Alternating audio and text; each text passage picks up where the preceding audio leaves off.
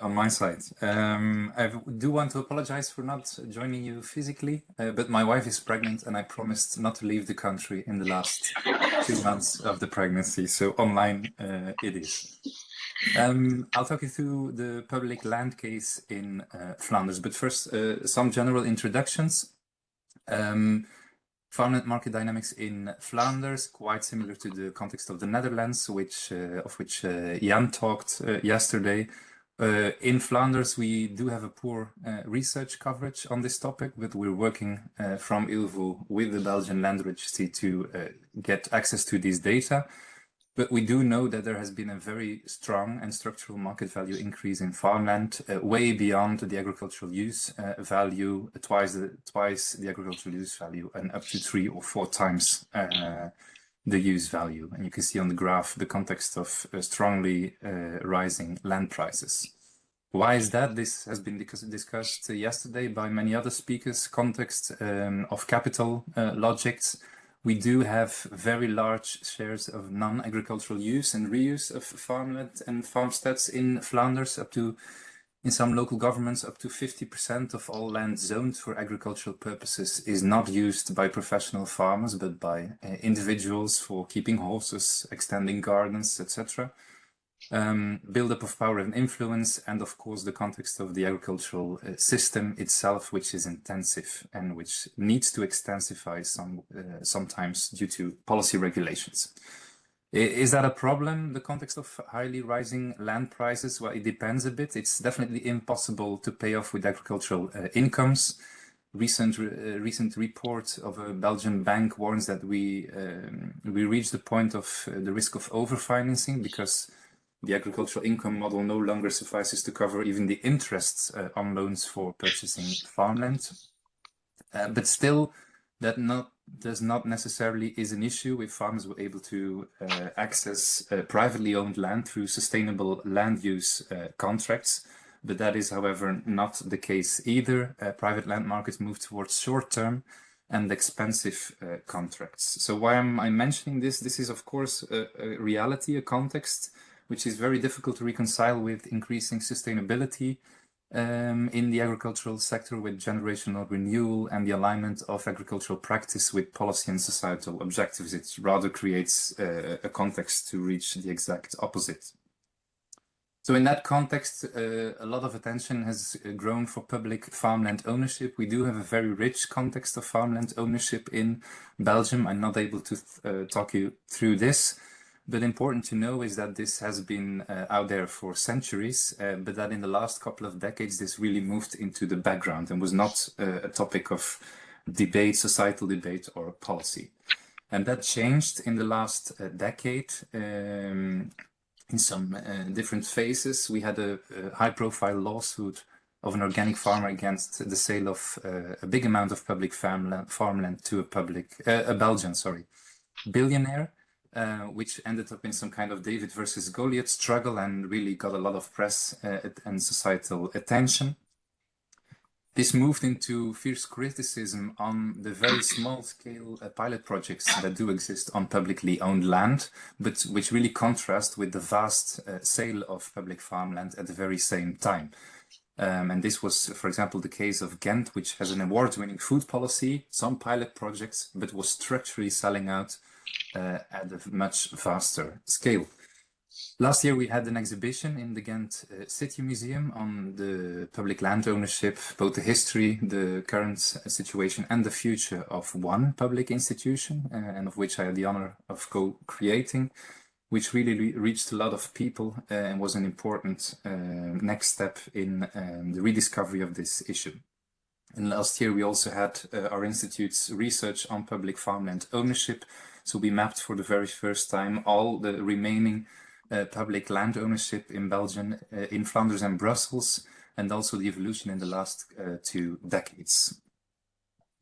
Some general figures, almost 70% of the total parcel area in Flanders and Brussels has some kind of public land ownership right on it. 2/3 of it is in agricultural or green areas.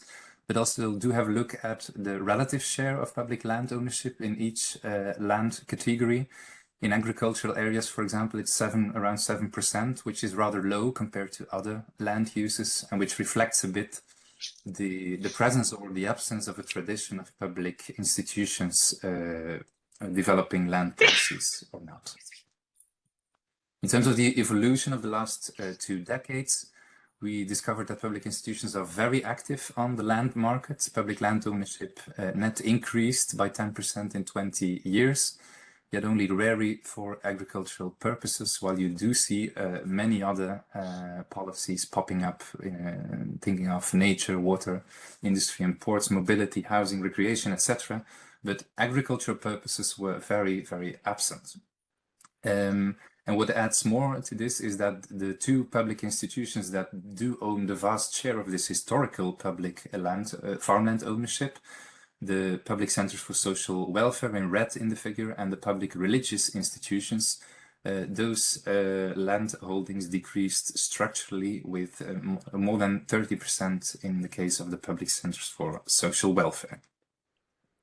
So what we do witnessed in the last couple of years is actually, I think, first steps or steps towards the repoliticization of this land issue, of the public land issue, which goes in different moments and which both community action and research actions played a very important role. And I want to share 3 lessons, so to speak, of that with you.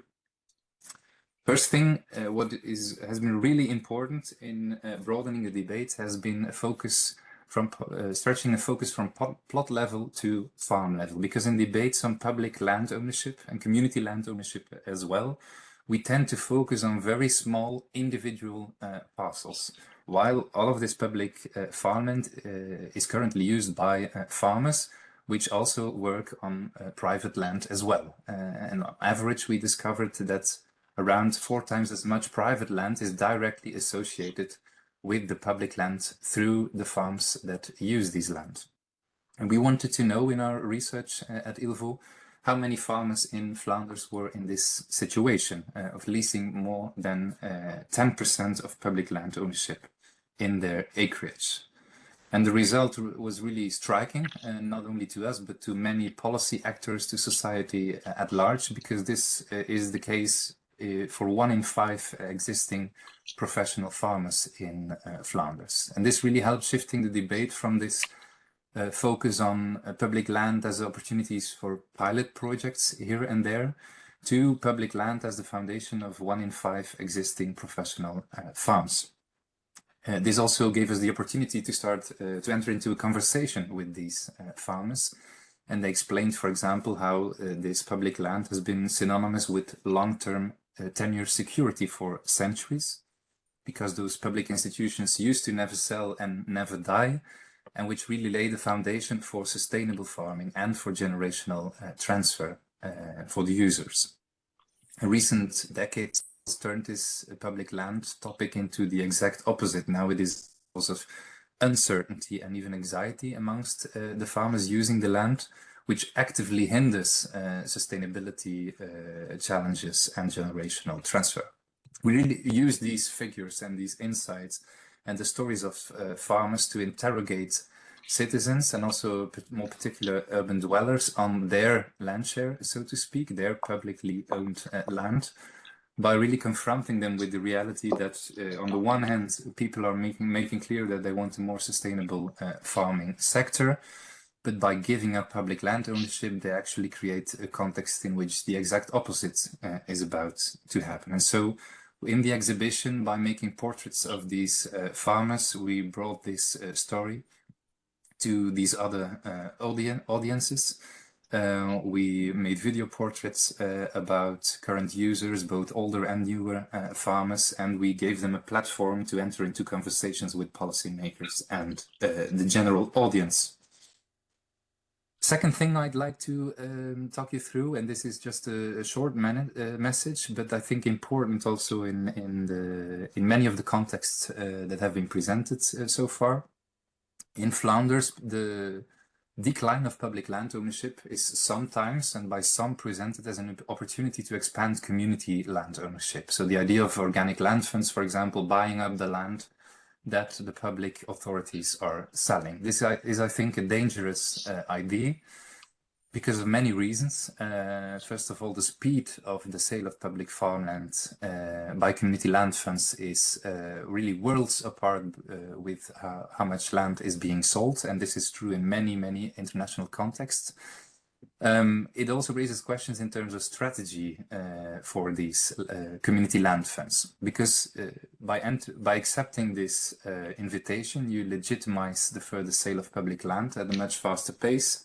This idea consumes very scarce resources that could be used for community land acquisition, which really tries to be complementary to public land ownership, for example, by acquiring the buildings.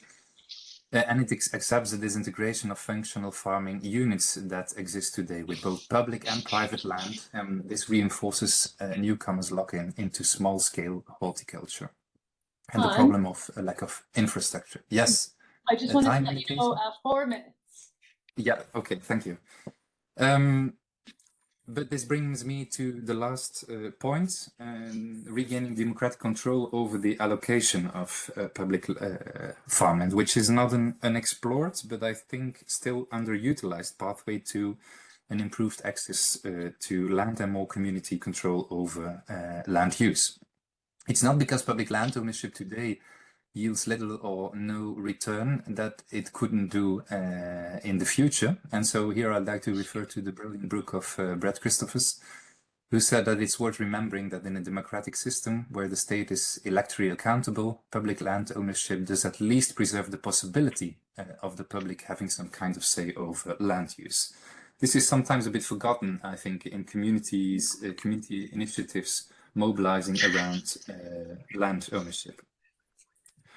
Despite the fact that in Belgium we do still face ongoing sales, and we will so in the near future, we also see the emergence of a new practice in both civil demands, in policy development, and in political discourse, which is characterized by some of the things I highlighted here on this slide. The idea of strategically allocating public land to farmers that very often voluntarily seek to enhance their farm's sustainability, but who lack access to land in order to be able to do so. Working with a system of open calls in which the public sector launches calls for access to publicly owned land, but where the proposals come from groups of farmers, and in which the government sets a clear framework, the overall goals where the public land should be contributing to, but on the other hand leaves scope for the entrepreneurship of farmers, which are asked, what would access to land mean on your farm? How would you translate this bigger framework in concrete practice?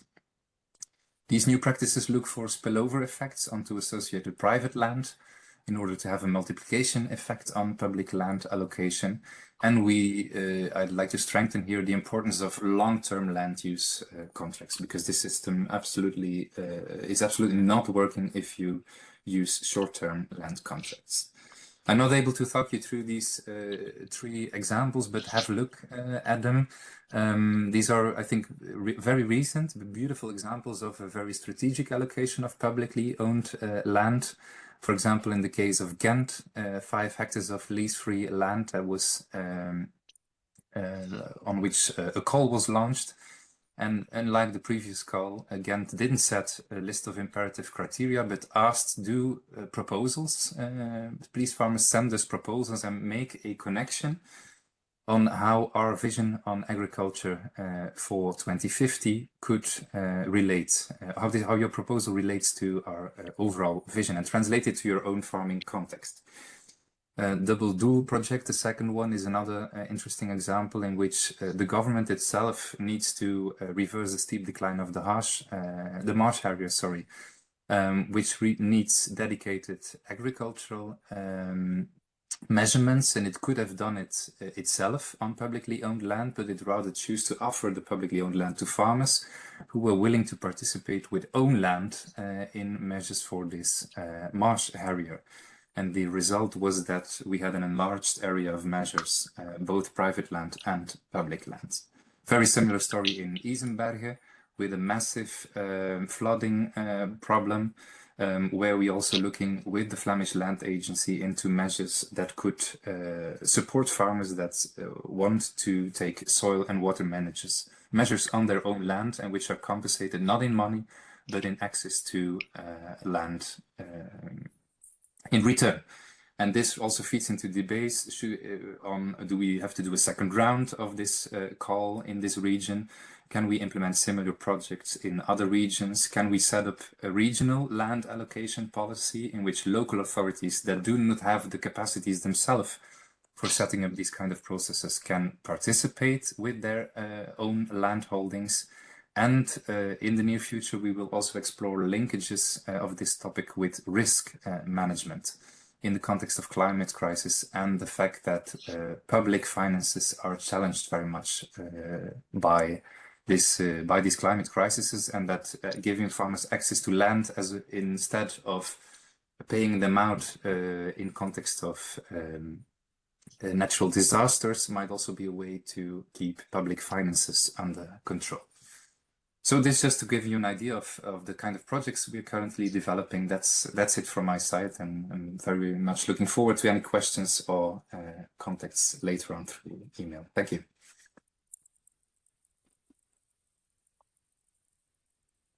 Thank you, Hans. And I know Hans is very open to collaboration. So if anyone, I think that offer was genuine, get in touch via email. It was.